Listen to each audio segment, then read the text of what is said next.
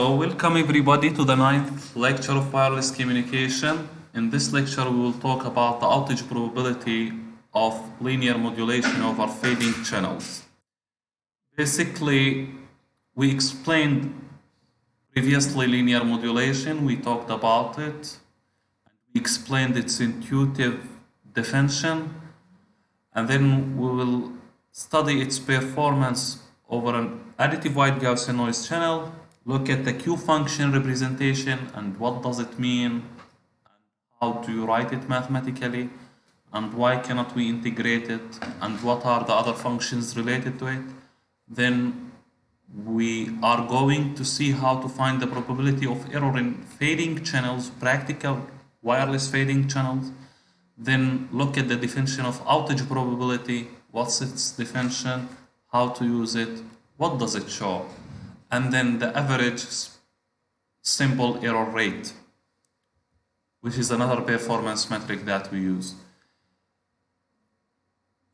This slide shows us quick summary of what we took in the previous lecture, where you have the capacity in flat fading when gamma is known at the transmitter and receiver.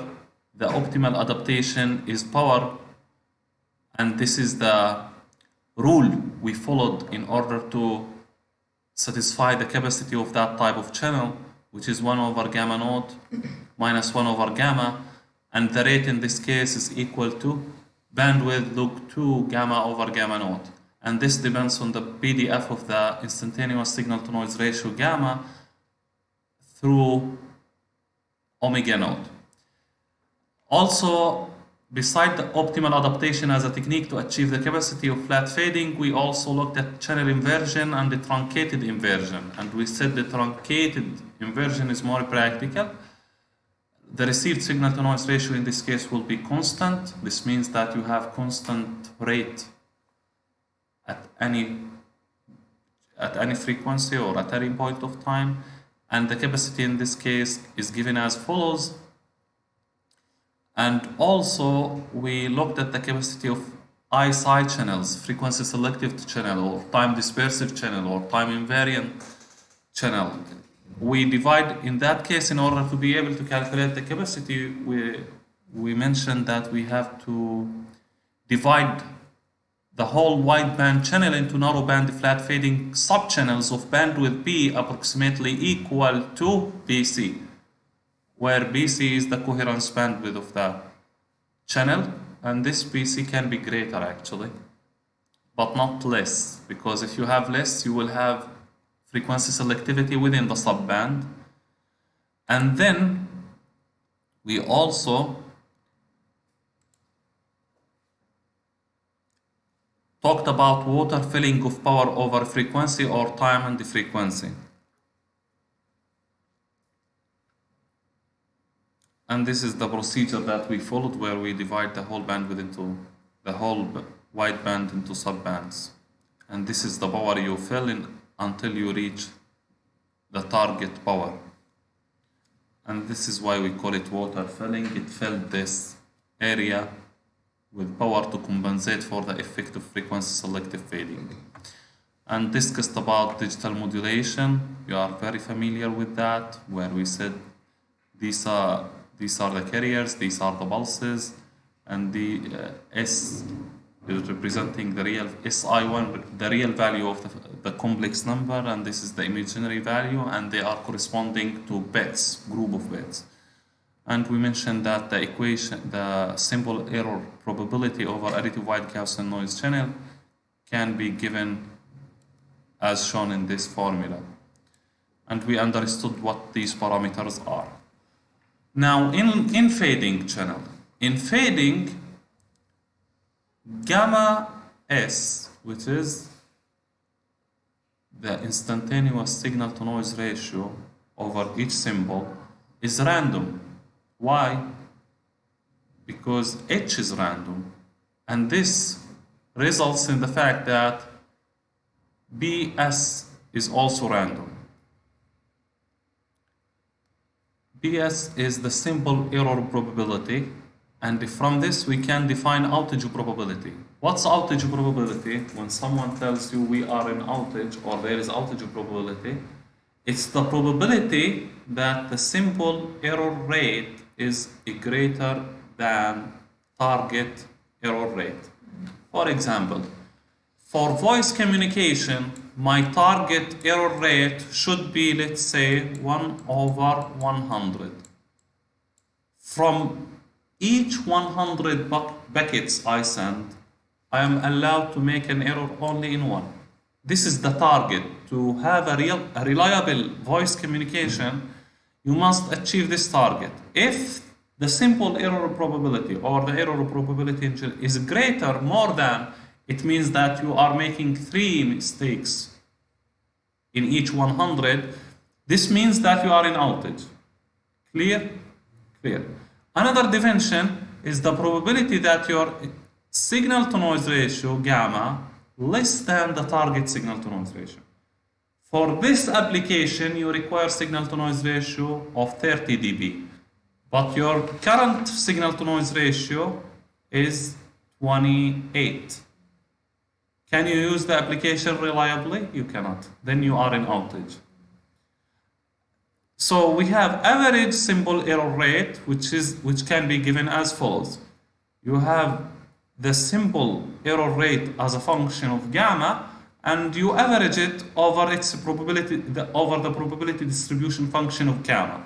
This is note P small represents probability distribution function, and what's between the parentheses represent the instantaneous signal to noise ratio, and this B capital represent probability of error.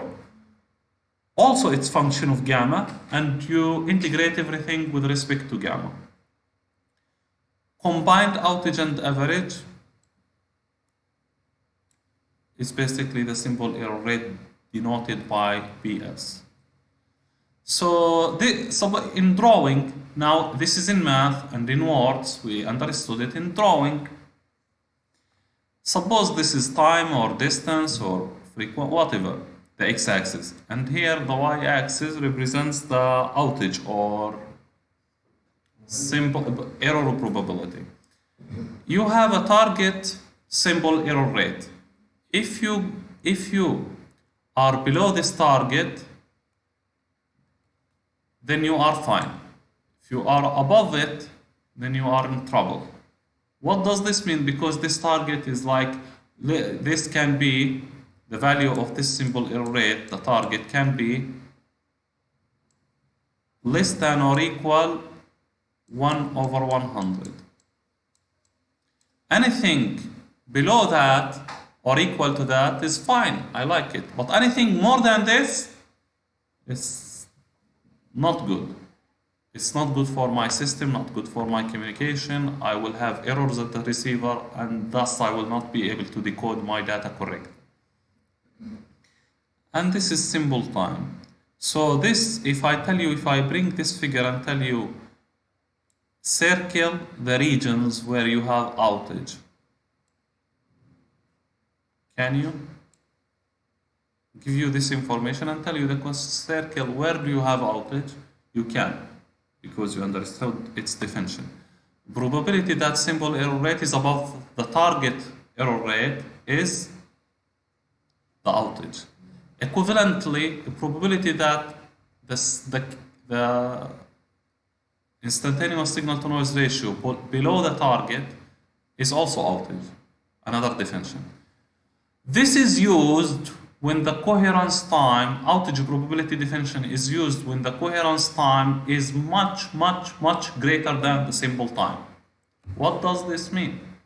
The coherence time is so large, so wide. Yes, this is your simple time, Ts, and Tc is this. So what does this mean? That your channel is almost static, not changing much. We call it semi-static fading channel. Semi-static fading channel in the literature. This is where we use outage. Average PS, we use average for the cases where the coherence time of the channel is almost in the range of the symbol time, symbol duration. In this case, you use average, the metric average symbol error rate, and this is given by this formula, which is similar to the previous one, but with average. And this is the symbol duration, and the coherence duration, the coherence time of the channel is almost within this range.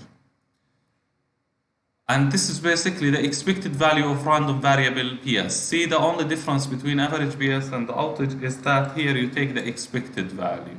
You take the expected value of PS. This denotes the expected value, the mean, somehow. Error probability much higher than in additive white Gaussian noise alone because of fading, of course. Rarely obtain average error probability in closed form. It's very hard to get it in closed form usually because of the complication included inside the integration. A probability in additive white Gaussian noise channel is usually represented in terms of a Q function, which is basically double infinite integral. This is the symbol error rate that we usually get in additive white Gaussian noise, and this is approximation for it. In fading channel, what do? You need to integrate and put the probability distribution function of the instantaneous signal to noise ratio. This becomes no longer average, becomes instantaneous.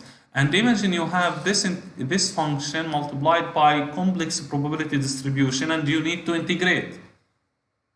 Not easy. That's why you have sometimes in communication papers, you have somehow equations of half page of 3, 5, 4 lines because of this result, the result of this integration.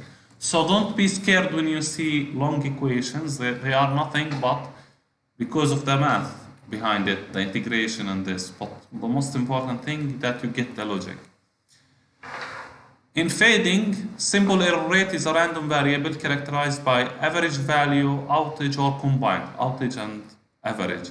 Fading greatly increases average symbol error rate or required power for a given target symbol error rate. Of course, when you have fading, degrades your signal to noise ratio more. This means that you need more power to meet the target signal to noise ratio.